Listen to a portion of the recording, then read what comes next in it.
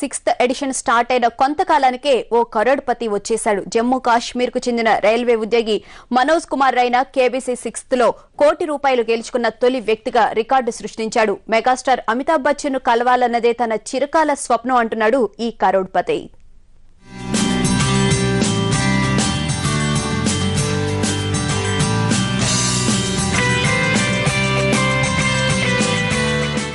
Indian TV show హిస్టరీలో top షోగా నిలిచిన కౌన్ Banega crorepati 6th season start అయిన కొంతకాలానికే కరోడ్పతి వచ్చేశాడు.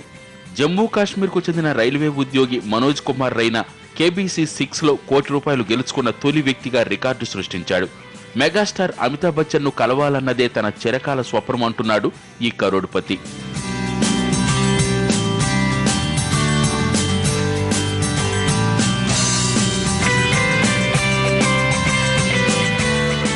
ఎంత భారీ స్థాయిలో డబ్బు గెలుచుకోవడం నాకు చాలా ఆనందంగా ఉంది. కానీ నేను కౌన్ బనేగా కరోడ్పతి కేబీసీలో పాల్గొన్నది దీనికోసం కాదు, అమితాబ్ బచ్చన్ ను కలవాలన్నదే నా చిరకాల స్వప్నం. అది నెరవేరింది. నాకు చాలా ఆనందంగా ఉందని మనోజ్ కుమార్ రైనా అంటున్నాడు.